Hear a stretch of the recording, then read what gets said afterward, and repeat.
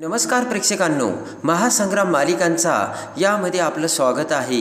आणि त्यामध्ये आता सगळेजण होळी खेळण्यासाठी एकत्र जमलेले असतात. आणि त्याच वेळेस आता इकडे भैरवी आता सगळ्या होळीच्या त्या फंक्शनमध्ये आलेली असते.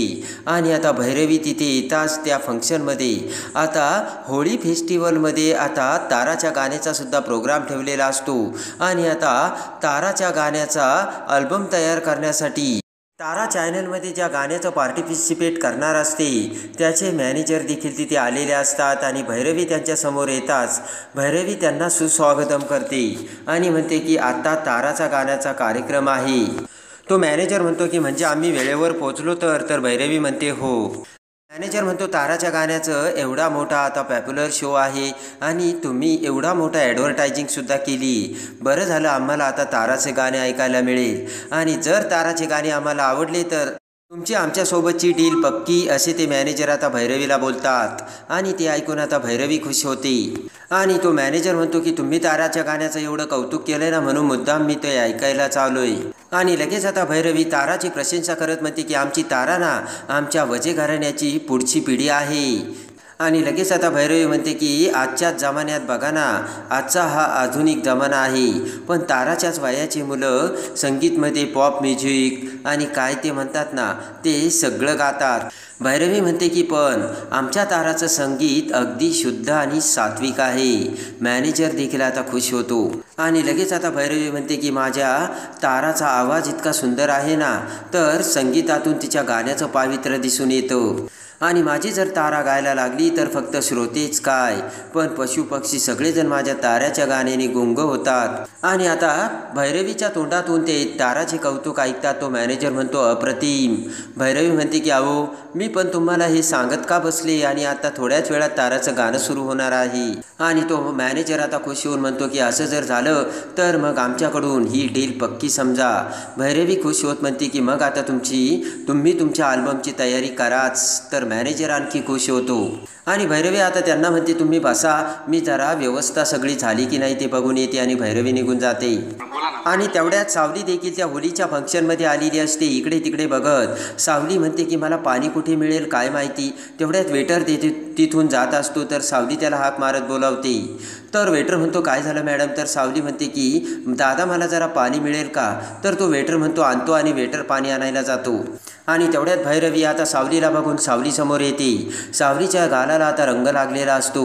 आणि लगेच भैरवी आता सावलीच्या गालाला हात लावत म्हणते काय गये कुठं हुंदळतेस, आणि तुला काय इथे काय मजा करायला बोलावलंय का काय मी.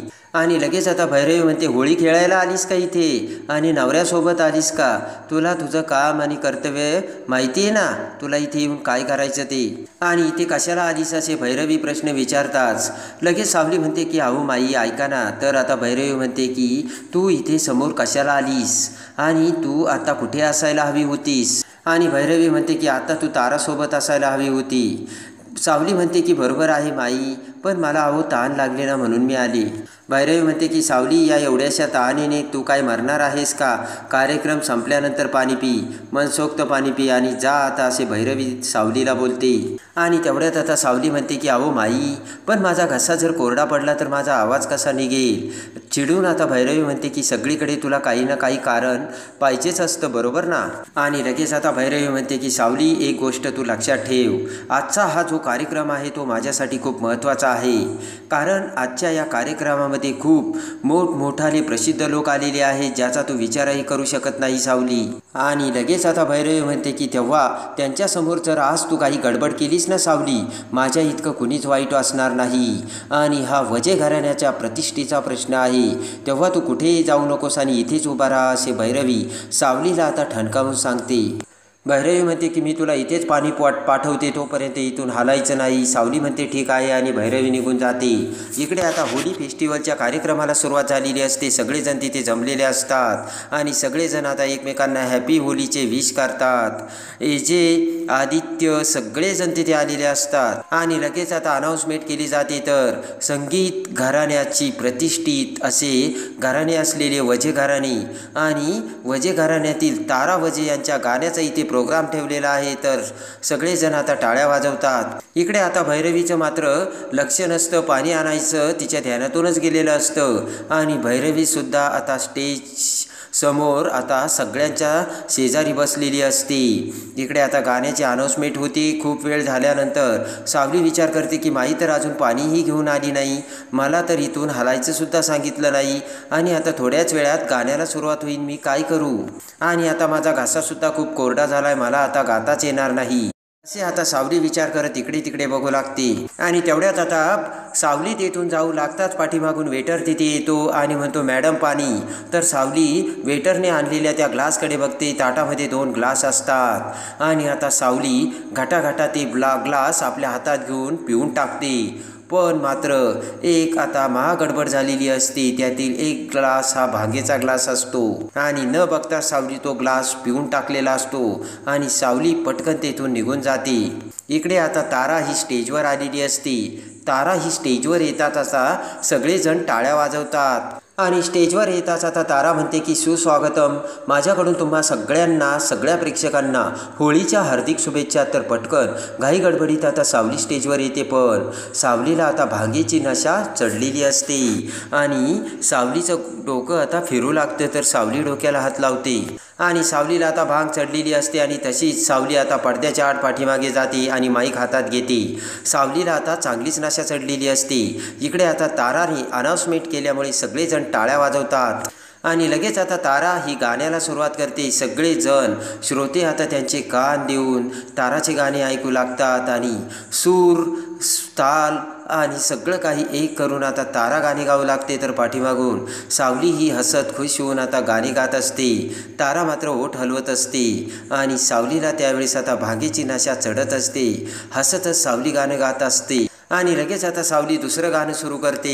दम मारो दम या हिंदी गाण्यावरती आता सावली गाणं गाऊ लागते. तर सगळे श्रोते ते ऐकून अवाक होतात. हे कोणतं विचित्र गाणं आणि इथे काय चाललंय याचं कुणालाच काही ताळमेळ लागत नसतो. आणि तेवढ्यात आता तारा तर स्तब्ध झालेली असते, गप्प झालेली असते. ताराला आता कसलं गाणं गावं हेच कळत नसतं, कारण आतून जे गाणं सावली गात असते ते एकदम वेगळं आणि हिंदीमधलं असतं. आणि आता आतमध्ये सावली ही डान्स करून आता हिंदी गाणे गात असते. प्रत्येक वेळेस आता वेगवेगळे हिंदी गाण्याचे कडवे आता सावली गात असते आणि इकडे मात्र सगळ्यांना मोठा धक्का बसलेला असतो. आणि एवढ्यात आता तिलोत्तमासुद्धा तिथे आलेली असते. तिलोत्तमाने सुद्धा ताराच्या गाण्याची स्तुती केलेली असते.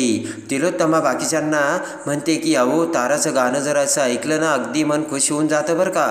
तेव्हा सगळेजण म्हणतात आम्ही आज ताराचं गाणे ऐकणारच आहोत.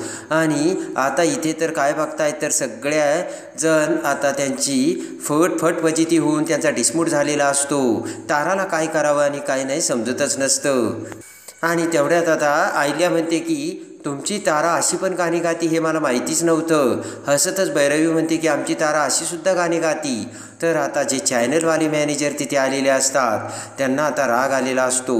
भैरवी त्यांच्या शेजारीच उभी असते आणि तो मॅनेजर आता भैरवीला म्हणतो की हे आहे का तुमचं वजे घराणं आणि असली गाणी ऐकायला मला बोलावलं का तुम्ही इथे? तो मॅनेजर म्हणतो मॅडम अहो, मला भक्तिगीताचा अल्बम बनवायचा होता आणि इथे काय हे वेगळंच.